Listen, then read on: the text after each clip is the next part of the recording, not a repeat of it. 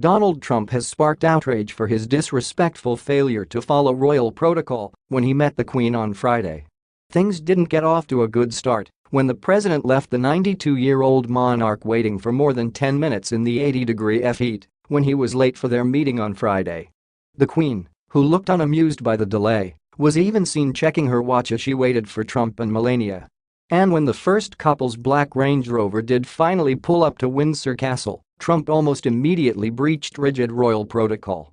The American leader broke with tradition by refusing to bow to the Queen, instead greeting her with a hearty handshake. Thankfully, Trump didn't appear to treat the monarch to one of his notorious power shakes, which are so aggressive that he once left white marks on the hand of President Emmanuel Macron. The First Lady also met the Queen with a handshake rather than the traditional curtsy. Bowing, for men, and curtsying, for women, are not mandatory when meeting a member of the royal family but is considered traditional and polite. But the Trumps weren't done. The president's biggest faux pas came when he was invited to join the Queen to inspect the Guard of Honor. Video of the moment showed Trump turning his back on the monarch and marching ahead of her as they walked past the troops in what was a serious breach of protocol. The president looked out of step with the official choreography, causing the Queen to point tentatively and ask him to move to the left. However, Trump failed to pick up on the signal and instead came to an abrupt stop in front of her. The Queen abandoned her efforts to get the president to move and simply shuffled around him. Trump continued to stand stock still, staring at the Coldstream Guards, who were in their traditional bearskin hats despite the 81 F heat. The Queen appeared to leave him behind before she spurred him into movement again with a swift hand gesture. Royal etiquette states that one should never turn their back on the monarch or walk in front of her. Prime Minister Theresa May, who greeted the Queen with a very low curtsy last time they met in public, backs out of the room after her weekly audience with the monarch, as all British prime ministers have before her. Even the Queen's husband of 70 years, Prince Philip, 97, traditionally walks a few paces behind her in public. But apparently Trump had forgotten the rules or chose not to follow them. He also faced a backlash for his rather sloppy appearance, leaving his jacket undone and tied long. The gaffes were quickly picked up on social media, where he was slammed for being rude and disrespectful to the world's longest-serving monarch.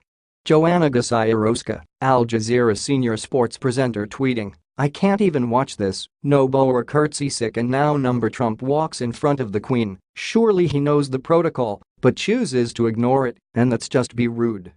I'm not a monarchist by any stretch of the imagination, but this is such an insult to Britain.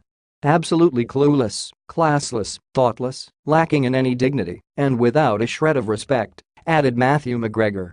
"Very few people are this oblivious to the actual Queen," journalist Janine Gibson tweeted. Trump has also turned his back on the Queen. "I have always believed this to be a mortal insult to a monarch. Number off with his head, number pull it apart but hearses," tweeted Ian Beck. "Who does Trump thinks he is? He comes over to our country on a supposedly working visit, berates our prime minister on Brexit, then backtracks accusing our papers of spreading fake news. Then to add insult to injury he keeps the Queen waiting 15 mins, doesn't bow, just shakes her," asked Melanie Cassandra Burstel.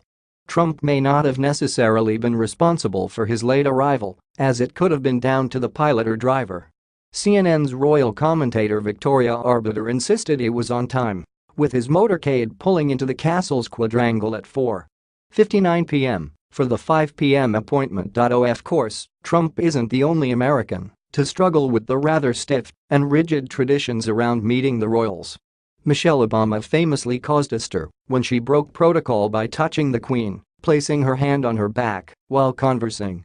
She later explained the Queen had done the same to her prior to the move, and it had simply been a natural part of their conversation. The Obamas also chose to greet Elizabeth II with handshakes rather than bows and curtsies. The newest member of the royal family, Meghan Markle, now the Duchess of Sussex, has come under fire for a few breaches in etiquette. Most have been small, such as failing to wear stockings or pantyhose during an official photo shoot. However, she did land herself in a little hot water recently when she commented that she was in support of Ireland's repeal of their abortion ban. A golden rule of British royalty is that they are supposed to stay out of politics.